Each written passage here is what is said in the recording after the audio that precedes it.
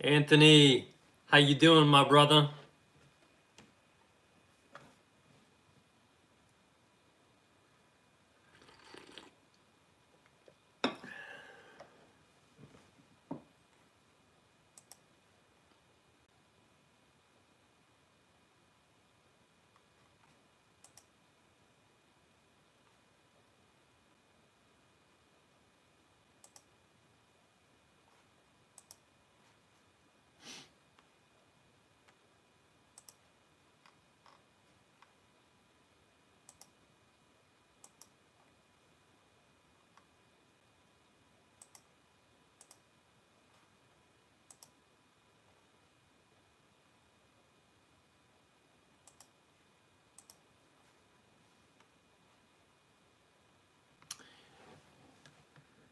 Anthony, what's new with you, man? How's everything going?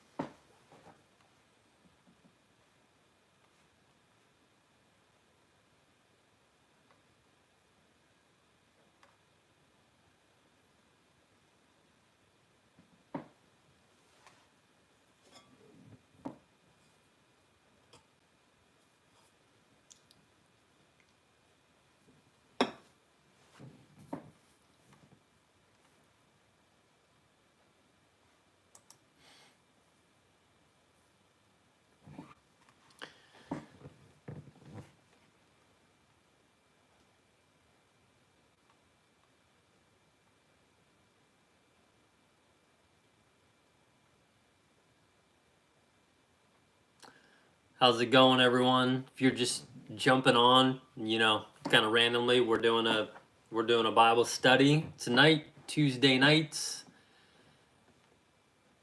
going over the Purpose Driven Life booklet. Hey, Rose. Hi, Carol. How are you guys? How's the week going? Still kind of early on, but 2 days in. So if you're just kind of randomly popping on, you're like, what is going on? Why are you live? Doing a kind of a 5-week study on purpose-driven life using the Rick Warren What on Earth Am I Here For book. So we've been going through that the last few weeks, and so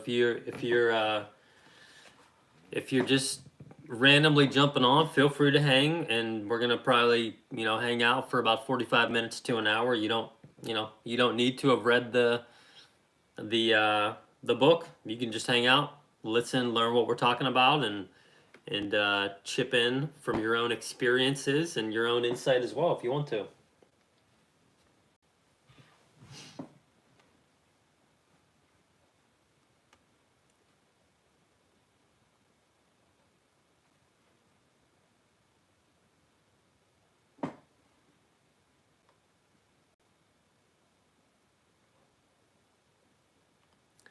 Rose, anything good happening in Canada this week?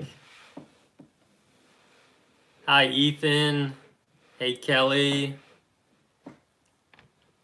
Happy to be back with you guys too. Tuesday nights. Let's get it. Let's get our purpose down.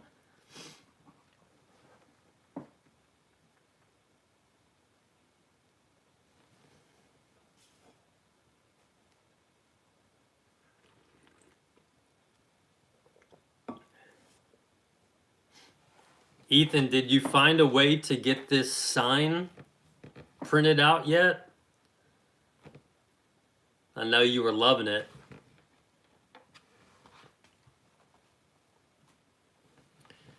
Kelly, what's going on with you? I think last week you said you got a new job or you were interviewing for a new job or something.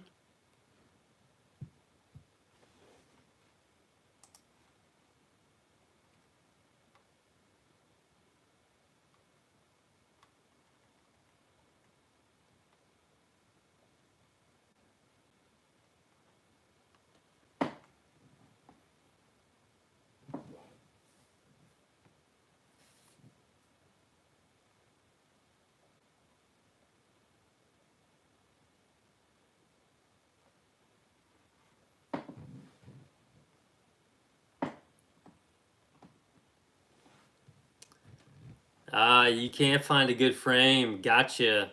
I think I got mine at like Walmart, man. So it was nothing special. No, nothing extravagant, I'll tell you that. Kelly, new job starts March 8th. Awesome, awesome. Yeah, Michael's is a good place. Probably like, I don't know, Joanne Fabrics maybe? Is that place still around? Nah, arts and crafts aren't really my gifting, so I can't really help you out too much there, Ethan, but awesome, Carol. Good to hear. The cleansing rain. The righteous rain. Love it. Ethan, did you end up getting this book? I can't remember.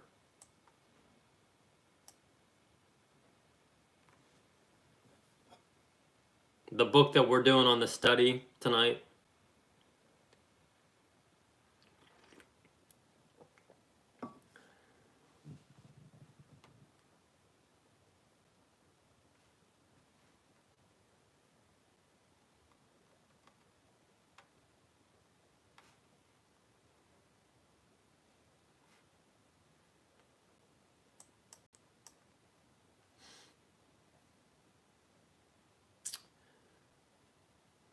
Well, we'll go ahead and get started here in about a minute, you guys. Hope you all had a good week. How did you all enjoy the reading from this past week? Pages 28 to 41, maybe? Two small chapters. Well, the first one was kind of small, and then the second one had a little meat to it. So how did you guys like it?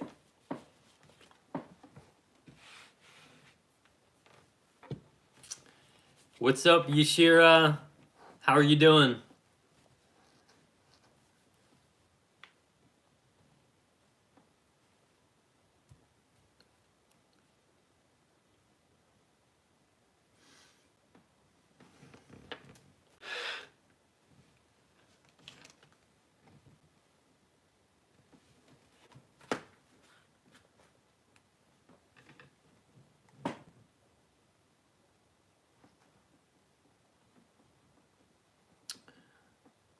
Yeah, Kelly, I hear you. Yep, I don't think about it as much as I should and I need to. So I'm with you. It was really good to kind of get a little, not a reality check, but you know what I mean. Ethan, I've ordered it. Okay, that's cool. Yeah, you can just hang out, man. We'll just take some notes. Whatever you want to do, feel free to chip in and yeah. Well, let me guys, let me as usual, let me just kick us off with prayer and ask that God would just reveal what he wants to reveal to us tonight, whether we're hanging out in our dorms, our houses, our apartments, wherever we may be. So yeah, let me pray and we'll get started.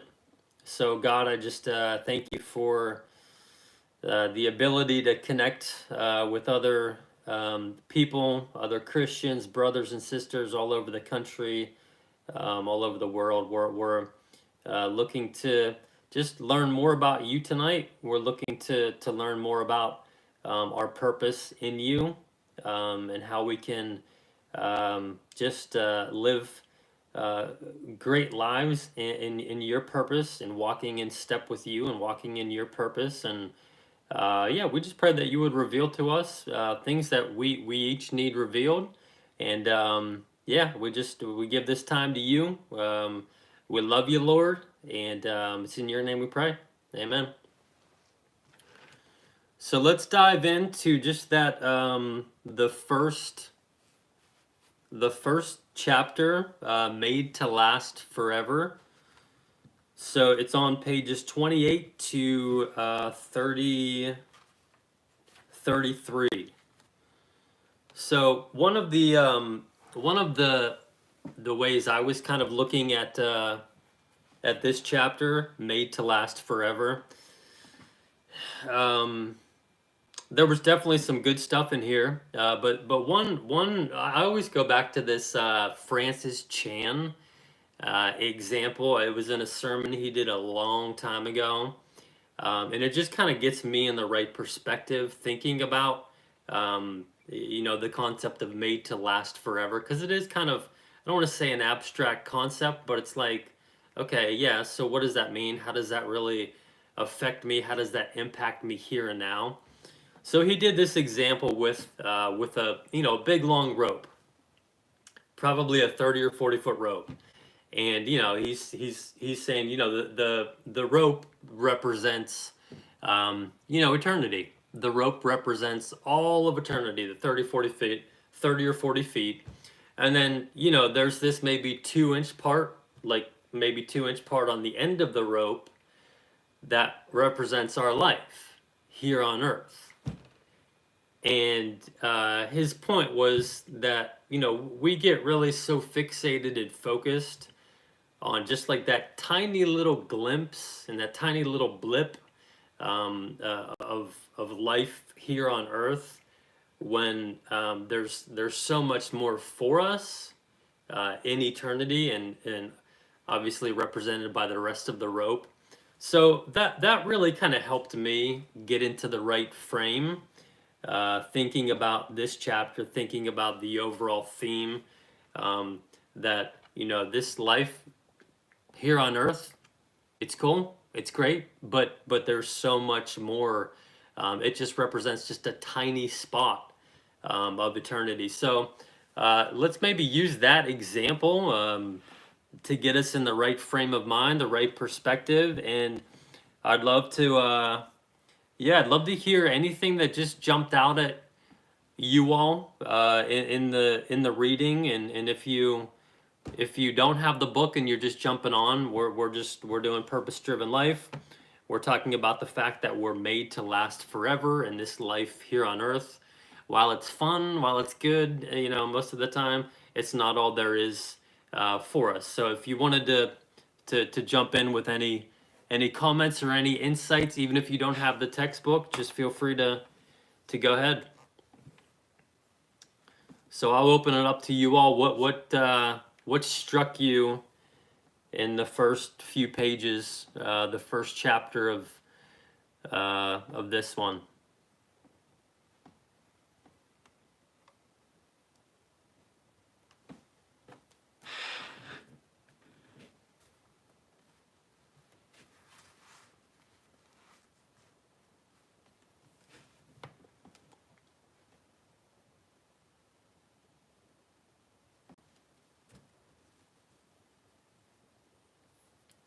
And I'll just be brushing up on some of my notes here while you guys are typing in the chat.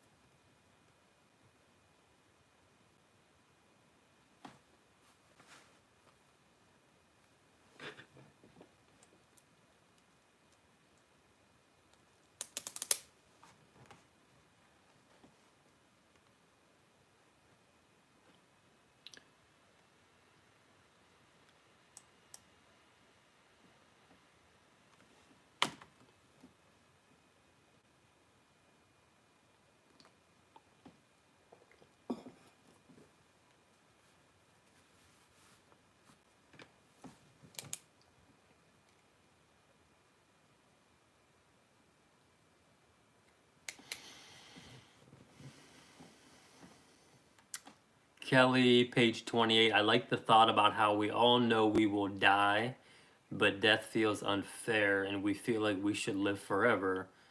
But that is because God planted that knowledge of eternity in our hearts.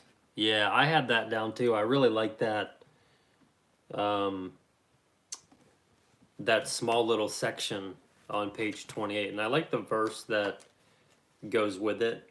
I think it was like Ecclesiastes 3:11. And it just says, God has planted eternity in the human heart.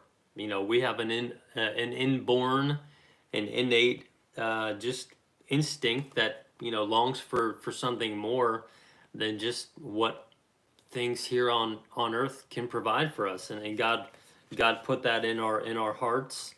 So I wrote that verse down just because I haven't really seen that often. So if you were like me and you need to be brushed up maybe a little bit on the Old Testament, good old Ecclesiastes. That was Ecclesiastes, let's see, 3:11. Yeah. Ecclesiastes 3:11. God has planted eternity in the human heart.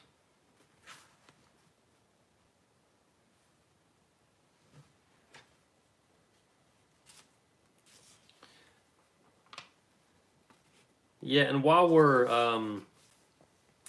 talking about dying and death and how sometimes we feel it's unnatural and unfair. I think that's a good segue, a good natural segue to another part in this chapter on page 32, where it talks about it's the, let's see, the second paragraph down. And it goes from the bottom of page 32 to the top of page 33. And it says, the only time most people think about eternity is at funerals. And then it's often shallow, sentimental thinking based on ignorance. You may feel it's morbid to think about death, but actually it's unhealthy to live in denial of death and not consider what is inevitable. Only a fool would go through life unprepared for what we all know will eventually happen. And then it says we need to think more about eternity, and not less. And that was just a really, really, really just kind of an interesting thought. It says on the next page, there's a popular, slogan and in culture that we should live live each day like it's the, let me see what it says, live each day as like it's the first day of the rest of your life. But it would actually be wiser if it were, let's see, actually it would be wiser to live each day as if it were the last day of our lives, just kind of giving us that different perspective. So I thought that was just really kind of interesting. Not something I'm thinking about a lot, death, but it just kind of gives you that really, um, it shouldn't be, um, I guess we should be a little bit more prepared and not caught off guard. I'm not sure if that's the right way to phrase that one or not, but a really interesting thought.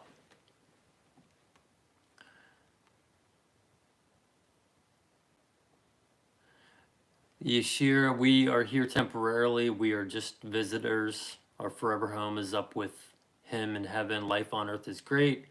Yes, there are ups and downs, but it is possible to live a joyful and abundant life in Christ. Yeah, absolutely. Absolutely.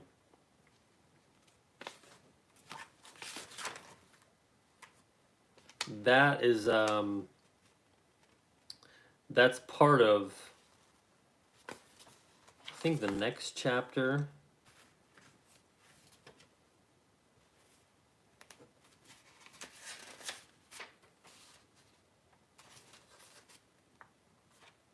Yeah, I think that's we'll piggyback on that on the next chapter too. I really liked what you said there, that our forever home is with Him, and we're just visitors here. Yeah, we'll touch on that next chapter too. Carol, while this life offers many choices, eternity offers only two. So we should use our choices in a way that will draw us closer to God in preparation with Him. Yeah, I like that a lot, and I just kind of looking at that part on page 29. It's bolded. Um, it says, you know, your relationship to God on earth will determine your relationship to Him in eternity. So to your point, we should, you know, we should use our choices in ways that draw us closer to God, draw us closer and stronger in our relationship to Him, as that relationship here while we're on earth with Him, that will determine our relationship with Him. You know, if we are, I guess, invited to spend eternity with God and with Jesus in heaven when we pass away.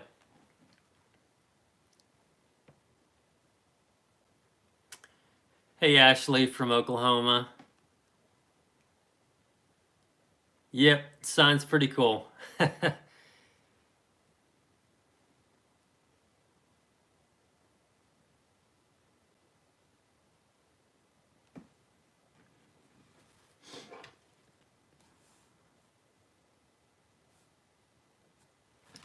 And I think going along those lines of Carol, what you were saying, Rose, what you said, what we do in this life will, in fact, be measured, and will pass through the fire to determine its worth. So what you do with your life does matter. I thought like thinking on thinking kind of on a practical level, when we're thinking about that, what Carol and Rose typed in the chat, and then also just kind of that rope example with Francis Chan. You know, it talks, it kind of asks that question on the middle of page 29. It says, you know, so there are two kinds of people. Those who say to God, "Thy will be done," and then those who say who and those to whom God says, "All right, then, have it your way." So when when I think about that, and I'll read it again just because um, it's in italics, and I've got some notes and stuff. So it says there are two kinds of people: those who say to God, "Thy will be done," right? And those who say, "All right, then, have it your way."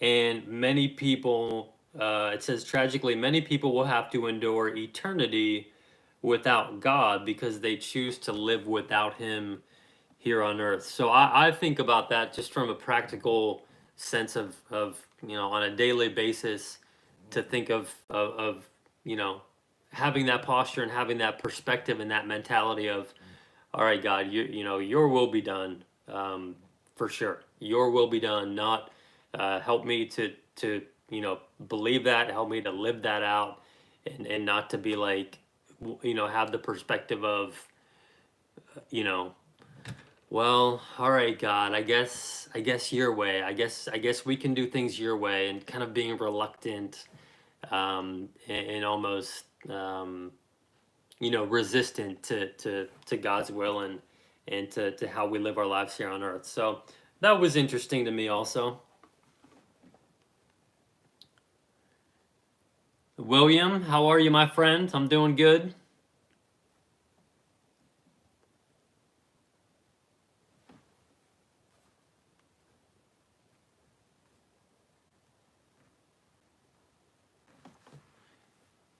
Anthony says, I like the part on page 31 that gives us where he mentioned God has given us glimpses of eternity through His Word. Yeah, I had that marked down too. I thought that was really interesting. I'm sure we could probably, really dig into that concept in and of itself, for a whole study, what eternity is going to be like. But I also found it was interesting that, on page 31, kind of what Anthony is saying, um, God has given us glimpses of eternity in His Word. We know that right now God is preparing an eternal home for us. In heaven, we will be reunited with loved ones who are believers. We'll be released from all pain and suffering, and will be rewarded for our faithfulness on earth. And will be reassigned to do work that we enjoy doing. So I also like that because that's something I don't really think a lot about. What is eternity going to be like? You know, um, I think the book Joe kind of adds a little comedic humor in there, saying, a lot of us think it's just kind of like like angels and people with halos, just kind of like hanging out on clouds, eating a bunch of grapes and stuff. But it's something that I don't think about a whole lot, and that was really interesting to me, and yeah, knowing that, so heaven will be reunited with loved ones who are believers, will be released from all the pain and suffering, are rewarded for our faithfulness here on earth, and then reassigned to do work that we will enjoy. That was really, I like that also.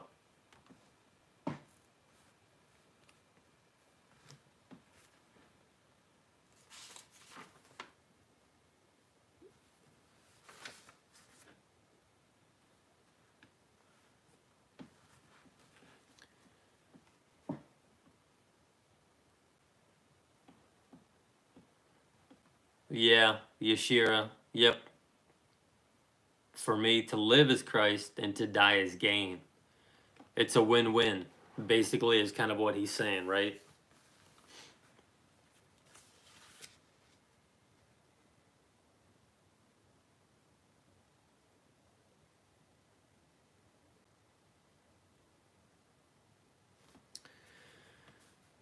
One of the other things that I found was uh, interesting and kind of reverted back to what we talked about a little bit last week, is on page 29.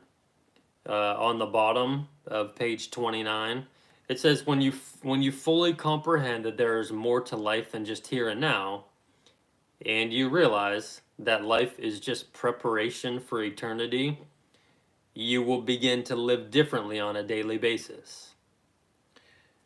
It has maybe another sentence or two. And then it says, suddenly, many activities, goals, and even problems that seemed so important will appear trivial, petty, and unworthy of your attention. Now we're on the top of page 30. The closer you live to God, the smaller everything else appears. And that reminded me of the last chapter, where it gave five practical benefits or five practical reasons of knowing our purpose.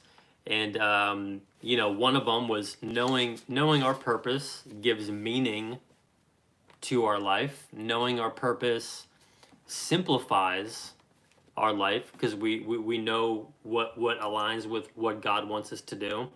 And then knowing your purpose focuses your life. So I like the overlap between the last chapter and then this point here, um, when it comes to realizing that there is more to life than just the here and now.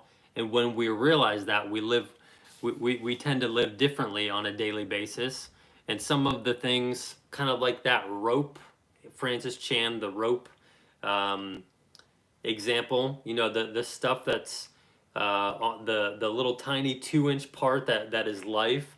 That's just the tiny part on the rope. The rest is eternity. We get so fixated and we get so distracted, and I'm definitely putting myself in this category because it's me for sure. I get so focused sometimes on that little 2-inch part of life, and I just feel like everything's, the here and now is so important. And with anxiety and with worry and with stress and with other things like that, it really makes you, makes you kind of rethink, and reevaluate. Okay, I shouldn't be so focused on that little 2-inch part of that rope that we call life. So it really kind of changed my perspective on that for sure. And I think that's a good another good verse that we can look at. And if you wanted to write this verse down, it's 2 Corinthians 5 verse 1. And this is again, this is Paul saying, kind of saying, I think, yeah. So he's writing, I once thought all these things were so very important, but now I consider them worthless. Another word that we often hear is, I consider them rubbish because of what Christ has done for me. So that verse really just kind of encapsulates that thought of, how we can get so kind of fixated on that 2-inch part of the rope that we call life, that we miss living for eternity. And yeah, I thought that was a really good verse. So that's 2 Corinthians 5 verse 1, if you wanted to write that down.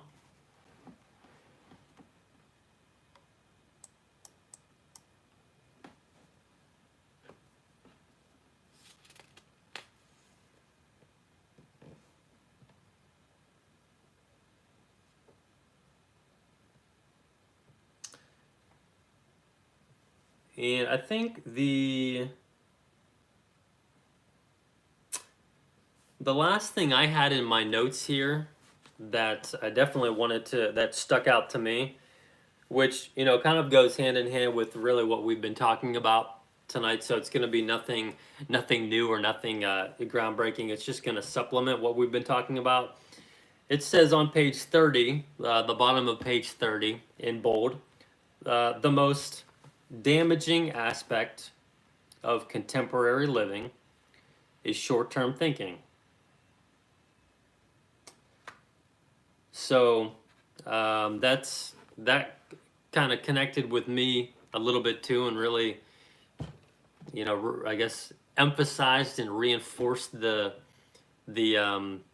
point being made in this chapter, that we can get so caught up in our short-term immediate thinking, our immediate problems, our immediate worries, our immediate distractions, that I don't think it's it's definitely human to have that happen, but it's when we let those things kind of overtake our perspective, overtake the way we live, overtake our thought life, when it really becomes sinful. And that's not how God created us to be made. He didn't want us to live with live in a prison up here of just fear and anxiety and they're stuck on the short term. So that was a really a good point that I definitely wrote down, that kind of sealed up that that part of the chapter.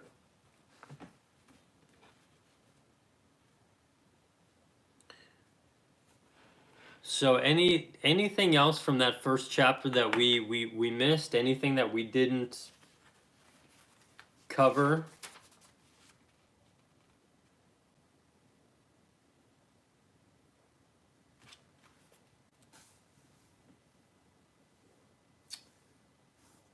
I think that was all I had. Maybe just one additional verse if you wanted to write this down. Hebrews 13:4. So Hebrews 13:4, this world is not our home. We are looking forward to our everlasting home in heaven. So just another good verse to write down that goes with this chapter. Hebrews 13:14. This world is not our home. We are looking forward to our everlasting home in heaven.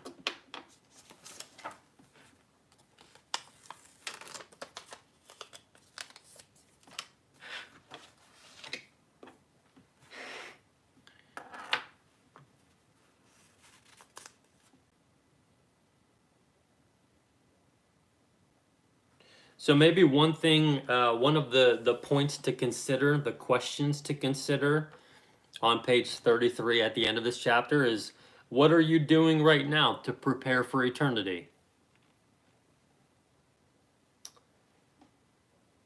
So what on page 33, the very last question, what are you doing now to prepare for eternity? And maybe, you can type in the chat if you want to, but kind of it's geared more so for just kind of a reflective, taking a little bit of inventory of your life and your walk with the Lord and the things that you're doing on a daily and a weekly basis. What are you doing right now to prepare for eternity? And um, you know, are you doing what you should be? Are you doing enough? So maybe something for you to think about over the next few days as we're wrapping this chapter up. Um, Journal about that a little bit. Write it down. Think about it over the next few days, and if you have anything you want to bring to the team and to the table next Tuesday, definitely do it. Definitely do it.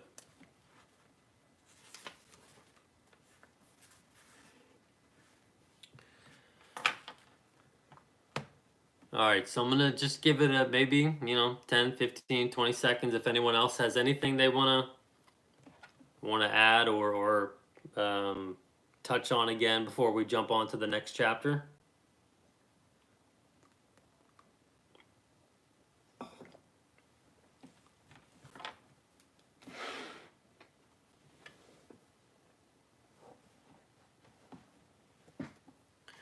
All right, so next chapter is Seeing Life from God's View, page 34. The first theme of the chapter is the way you see your life shapes your life. And the first page or two, it talks about, and I'm curious to get your perspective and thoughts on this.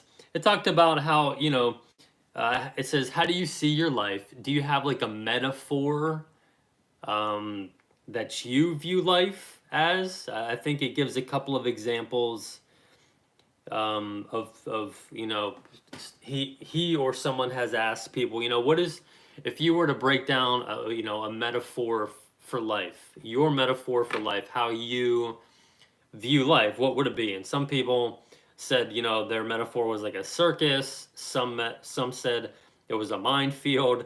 Some said it was a roller coaster, a puzzle, a journey, a dance, stuff like that. I'll be honest, I don't really know that really connected with me. I don't really know that I have a metaphor in my mind that I've thought about a lot, and I even tried to think about that. Over the last week after reading it, and I just, nothing was coming to my mind as far as a metaphor. So I was just curious, did you guys have any metaphors for life, how you view life, that stuck out to you, or were you kind of like me and it didn't really resonate or click too well?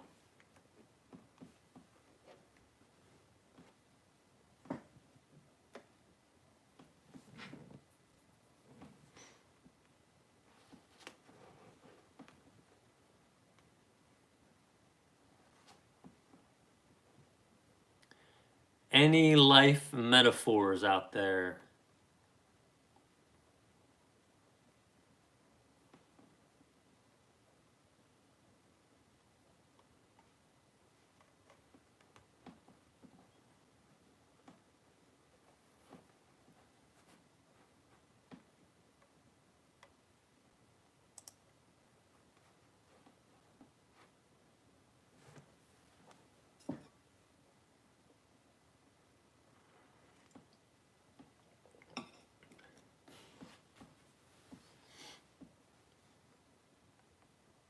I guess I'm gonna go ahead and assume that you were like me, and that really didn't resonate.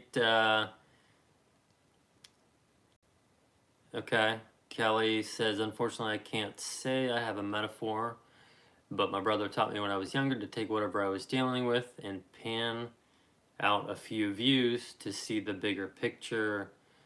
That has always helped. Okay, cool, cool.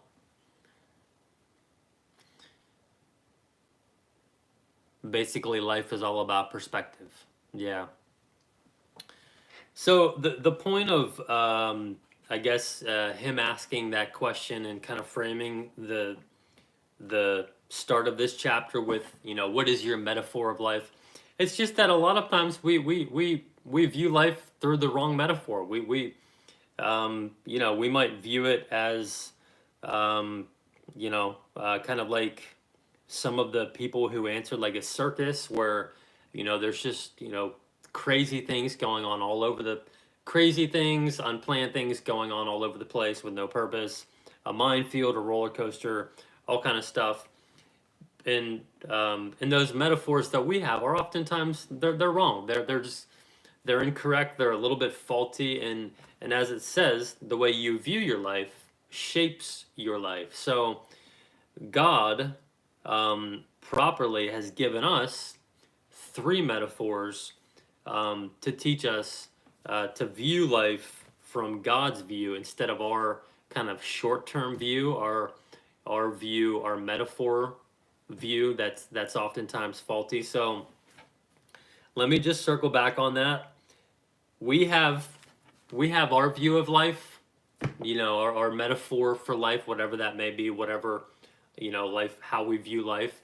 And a lot of times it's not it's not that it's like inherently wrong or anything, but we might just be viewing life through the wrong lens. And maybe lens is a better word to use than metaphor. So we're just viewing life through the wrong lens. For me personally, I can really tend to view life only from like my perspective, and that's natural for a lot of us. But that's my view of life is definitely different than God's view of life for me, and that's the one.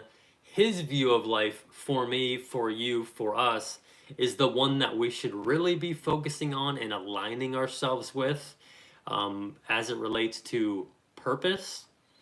So on page 35, it says the Bible offers three metaphors that teach us God's view of life. So this is good. Now we're going to actually, instead of our faulty lens or view or perspective of life, we're going to get God's view and God's perspective of life. And the first one is life is a test. Second one, life is a trust. And the third one is life is a temporary assignment. So I know that was a little bit of rambling there, but if this is really kind of making some sense to you and some things are starting to click, I would definitely be writing some notes. Our view, our lens, our perspective of life tends to be faulty. It tends to be wrong. Not in everything, but we need to align and kind of more so get in alignment with what God's view of life is for us. And that's, in this chapter, we're going to do life as a test and life as a trust.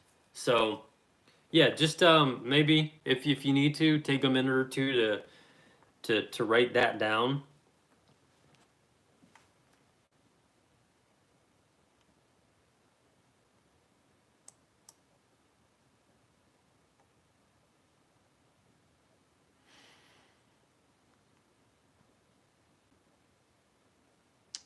Okay, Carol, roller coasters and puzzles to me relates to distractions, going off path. Yep.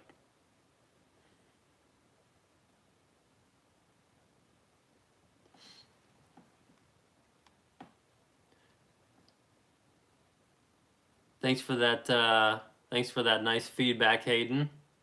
Appreciate it. We're doing a little Bible study on finding our life's purpose. So if you want to hang out for a little while, you're definitely feel free to do so.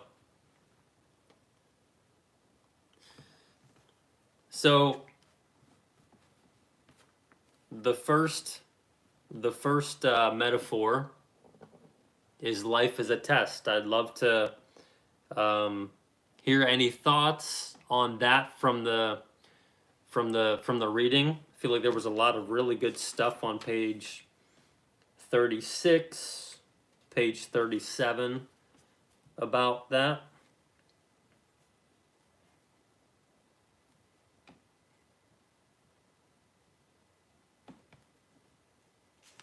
And I think that might also relate to, Carol, that relates to distractions, going off path. That the aspect of life on Earth here is a test.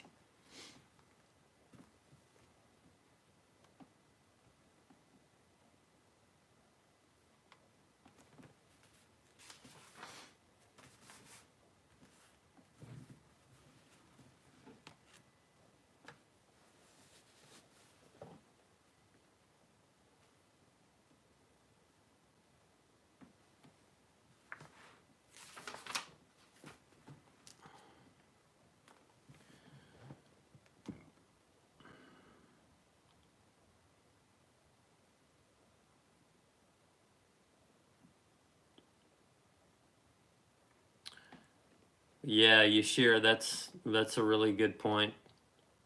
Sometimes circumstances make you view and live life a whole different way than God ever intended it. The Lord knew we would be in ups and downs, and that's why He gave us the gift of faith. Yep.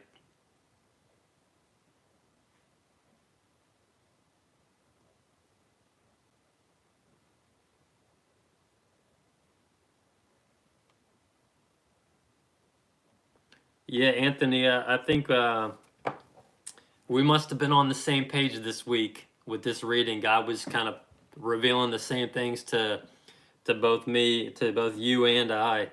I really liked how He says I like that God tests us and watches our responses to all things, and that He's testing us to build our character and our faith in Him.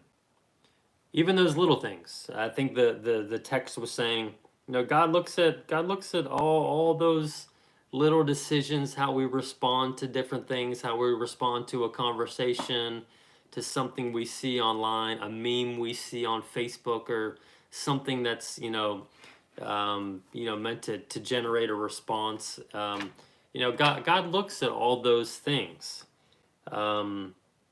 And then He also, the second point, and that's on page 36, character is both developed and revealed by tests. And all of life is a test. So I think I definitely want to make it's probably important for us to make that distinction and just kind of draw that line that God isn't like up there just like throwing random tests at us to hope that we fail. He's not just up there putting us in different situations and saying this is it, I'm gonna see how Garrett responds to this one. Let's make sure we make that kind of clear that God isn't up there just throwing all these tests at us hoping we're gonna fail, or being like this guy pulling strings and doing all that stuff. But God uses everything, like it says in Romans. God uses all things for our good, for His glory. So every situation, every circumstance, every situation is a little bit of a test for us. And I think on the bottom of page 36, it's kind of nice because it says, we don't know all the tests God will give you, but we can predict some of them based on the Bible. It says you will be tested by major changes, by delayed promises, by impossible problems, by unanswered prayers, by undeserved criticism, and even senseless tragedies. So we know that those are tests. Those are tests in our life that God will use to, as Anthony said, and as the text said, um, develop and reveal our character. And I think a really good, um, I think a really good verse for that is James 1:2-4. And it says, consider it pure joy. So this is James 1:2-4. And I'm going to just make sure I have the right version of this. So it says, consider it pure joy whenever you face trials or tests of many kinds, because you know that the testing of your faith produces perseverance. Let perseverance finish its work so that you may be mature and complete, not lacking anything. In other words, building character. So I think that's a great verse that we can, if you wanted to jot that down, James 1:2-4.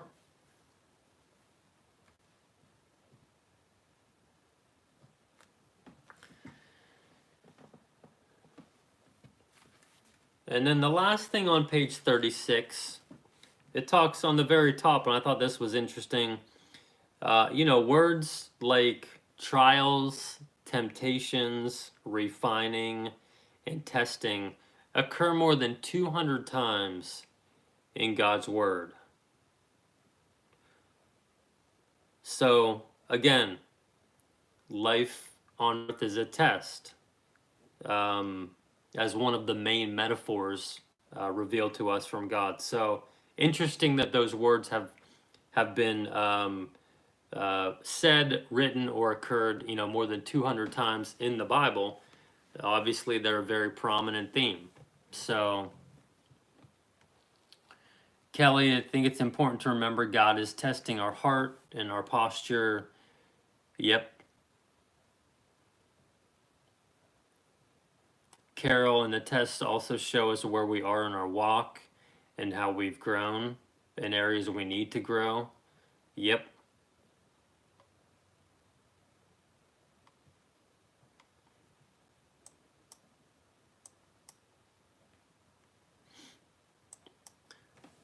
Yeah, I remember thinking about that, Carol. I remember reading, I forget where it was or what it was in, but it was essentially saying, things like faith, trust, dependence on God, some of those things. Like you can't just like pluck those off a tree like it's a piece of fruit or something and be like, okay, I'm gonna grab faith, I'm gonna grab patience, I'm gonna grab perseverance, I'm gonna grab trust, I'm gonna grab dependence, complete dependence on God.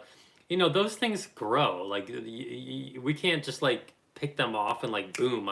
Okay, now I'm completely trustworthy. Now I'm completely so reliant on God. A lot of times, that stuff comes through the testing, through the trials, through the difficult decisions, and as you said, it kind of shows where we are in our walk, how we've grown, and areas we need to keep growing in. So I like that, absolutely.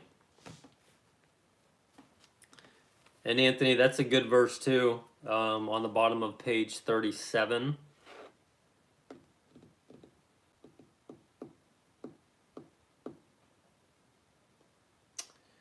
Bottom of page 37. Let's see, that is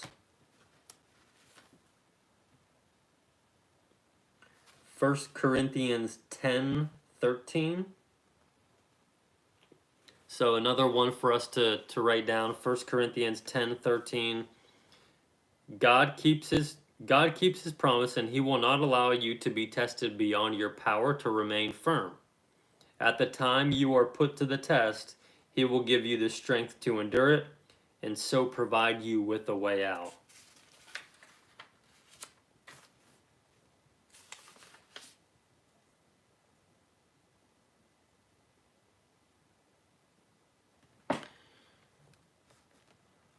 So the last part of this chapter, which is the second metaphor that God, views our life. So life as a test is the first one. This second one is life here on earth is a trust, and that's on page 38. And I think Yashira, you mentioned this earlier on, something about how we're kind of like visitors. We're just visitors here, really. The book talks kind of references us as we're really just kind of managers of what God has given us. We don't own really anything. Like everything is God's. Everything here is God's, and we're just we're just kind of like managing it for the time that we're here. That for the time that we're here on earth, and God entrusted all of that to us. Um, so I really I think you mentioned that somebody mentioned the word like visitors earlier in the session, and this is exactly the part where it kind of got me thinking that yeah, like we're just managers of what God has given us. We can't take anything with us. Every gift He's given us, everything. And again, it's funny because we get stuck on that 2-inch piece of rope, and we're like, I got to get this, I got to get that, I got to do this, I got to do that. And at the end of the day, I'm like, we can't take anything with us. Um, yeah. So, and I think there's a really good verse that kind of sums that part up. It's in 1 Corinthians 4:7, top of page 39. It says, "What do you have that God hasn't given you? And if all you have is from God, why boast as though you have accomplished something on your own?" Right? So, what do you have that God hasn't given you? In other words, God has given us everything. If all we have is from God, why should we boast about any of the accomplishments that we've done on our own? So that's in 1 Corinthians 4:7, just a really nice verse to kind of wrap that point up about life on earth is a trust.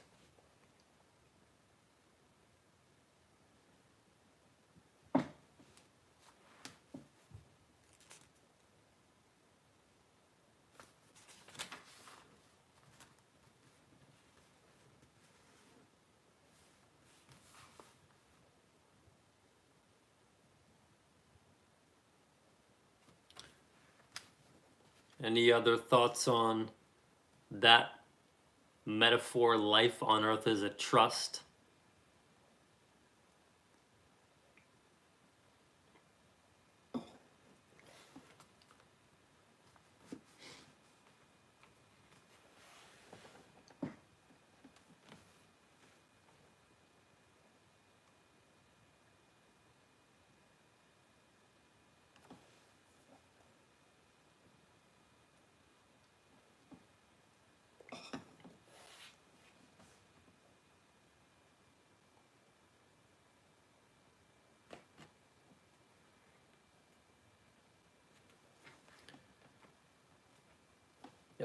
Yashir, I'm on page 40. And again, it's this book, the booklet, not the actual full book. So I don't know if you have the full book or or maybe you do have the small book. I think for me, there are a couple of verses that really make this clear to me. Um, so we need to be good managers, right? God has given us everything we have. We need to be good managers. If we are good managers, God will entrust us with more. Um, and there's a couple of good verses that I really, really like in this, the last few pages. The first one is Luke 16:11. So Luke 16:11, it's on page 40, it's in the italics. It says, if you are untrustworthy about worldly wealth, and this is mainly talking about money, but worldly wealth, houses, cars, all that stuff, same thing. If you are untrustworthy about worldly wealth, who will trust you with the true riches of heaven? So, if you are untrustworthy about worldly wealth, who will trust you with the true riches of heaven? So, to that point, we need to be good managers, good stewards, proper stewards of what God has entrusted us with here on earth. And if we're untrustworthy about the worldly stuff God has given us, then He's certainly not going to trust us, with the riches of heaven. So that's one verse I really liked that kind of made sense to me. Made a few things click in my head. The last one is also from Luke. It's Luke 12:18, and this is on page 41. It says, "From everyone who has been given much, much will be demanded, and from the one who has been entrusted with much, much more will be asked." And right below that verse, it says, life is a test and a trust. The more God gives us, the more God gives you, the more He gives me, the more responsible He expects us to be with those. So again, that was Luke 12:18.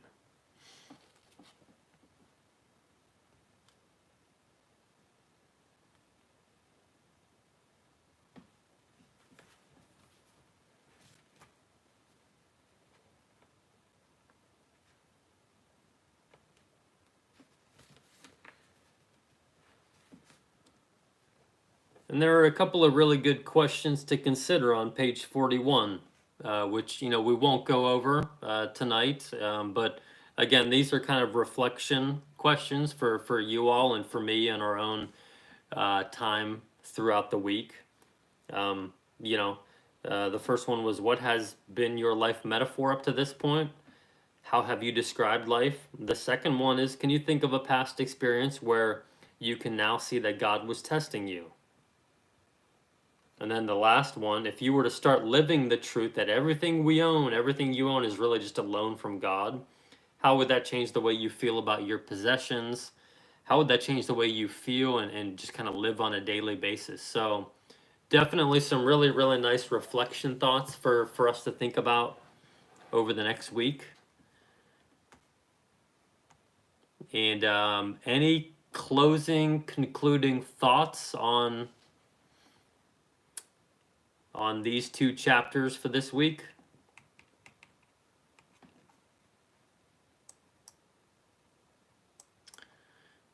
I'd say definitely be thinking about that rope example, the Francis Chan one. Kind of really puts these two chapters into perspective a little bit more.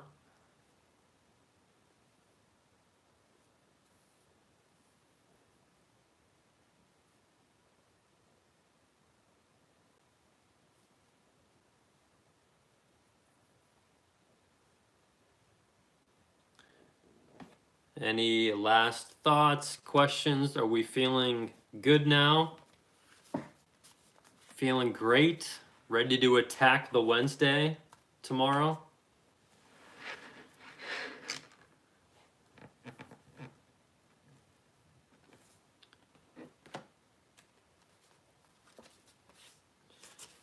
Well, let's do for next week. We actually have 2 more chapters left, and the last chapter is really pretty. There's some really deep stuff to it, so maybe we'll save that one for itself. And next week we'll just do the next chapter, Life is a Temporary Assignment, pages 42 to 48. And I'll do a post on the community tab on my channel with a recap of some of the thoughts, takeaway points from tonight, some of the Bible verses that we used tonight, and then hope you guys have a great week. praying for you guys. Hope you guys crush it this week, and we'll see you all next Tuesday night.